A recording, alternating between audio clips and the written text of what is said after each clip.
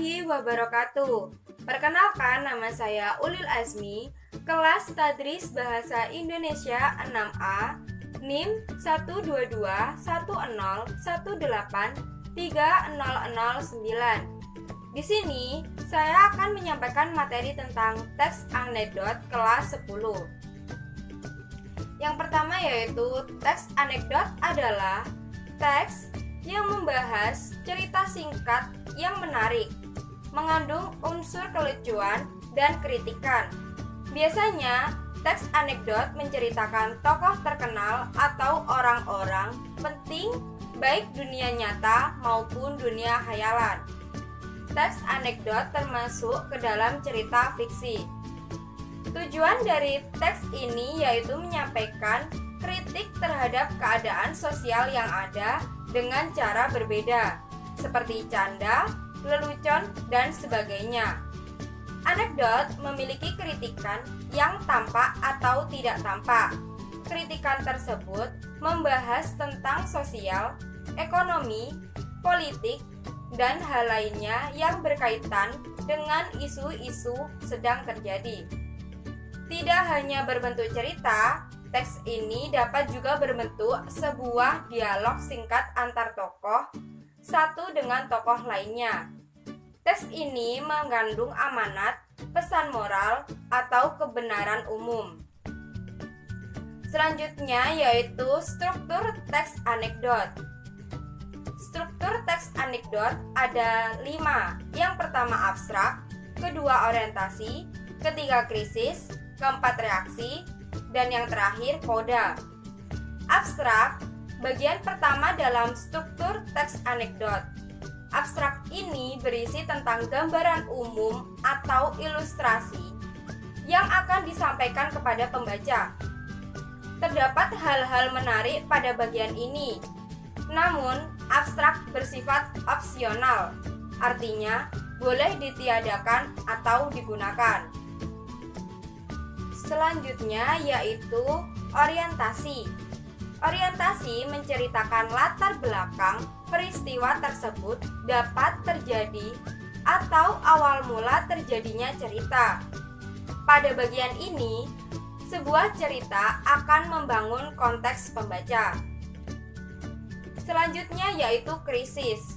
Penggambaran terjadinya masalah atau konflik dalam sebuah cerita.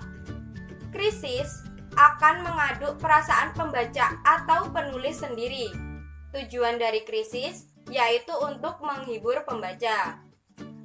Selanjutnya yaitu reaksi. Sebuah penyelesaian masalah yang diakibatkan oleh krisis.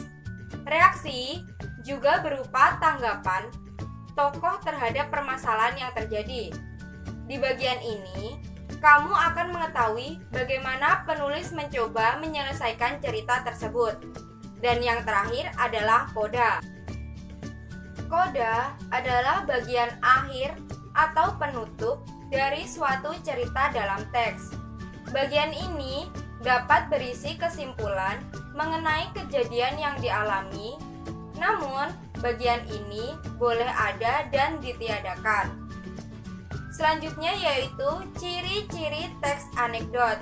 Ada beberapa ciri-ciri teks anekdot.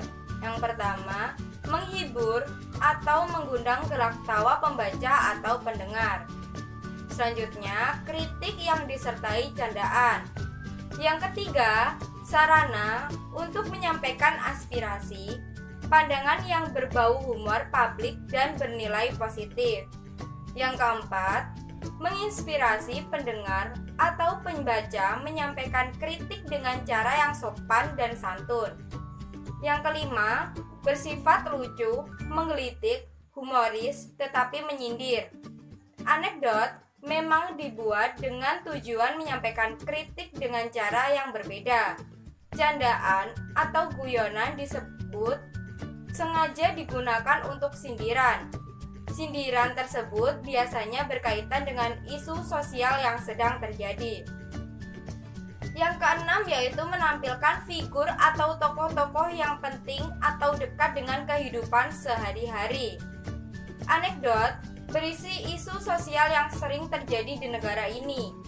Sebab itu tokoh yang diceritakan seperti orang-orang pemerintahan, anggota keluarga, dan lain-lain. Yang ketujuh, menggunakan dialog atau narasi. Dalam penulisannya, anekdot dapat menggunakan narasi ataupun dialog pada pembahasannya. Selanjutnya yaitu kaidah kebahasaan dalam teks anekdot. Yang pertama, idiom atau kata kiasan. Idiom adalah kata yang maknanya tidak sama dengan makna aslinya. Misalnya, Hansip itu selalu menjadi kambing hitam, padahal ia tidak tahu apa-apa. Pada contoh tersebut, kambing hitam bermakna orang yang disalahkan atas perbuatan atau suatu masalah. Selanjutnya yaitu kalimat langsung dan kalimat tidak langsung. Kalimat langsung yang diucapkan langsung kepada pihak yang dituju, biasanya ditandai dengan tanda petik. Kalimat tidak langsung yaitu mengutip hasil pembicaraan orang lain dalam bentuk kalimat berita. Selanjutnya yaitu kata kerja atau keterangan bentuk lampau. Selanjutnya menggunakan konjungsi atau kata hubung. Selanjutnya menggunakan pertanyaan retorik. Pertanyaan retorik adalah kalimat pertanyaan yang tidak membutuhkan jawaban atau sebuah kalimat pernyataan. Selanjutnya terdapat konjungsi. Konjungsi adalah kata hubung yang menghubungkan suatu kata dengan kata lainnya atau kalimat dengan kalimat lain agar maknanya lebih jelas. Yang ketujuh, bersifat naratif atau menceritakan secara runtut. Teks anekdot umumnya disajikan dalam bentuk cerita yang runtut sesuai urutan waktu kejadian. Karena itu, anekdot berhubungan dengan keterangan waktu lampau. Bila urutan cerita disampaikan secara runtut, pembaca akan mudah memahami isi teks.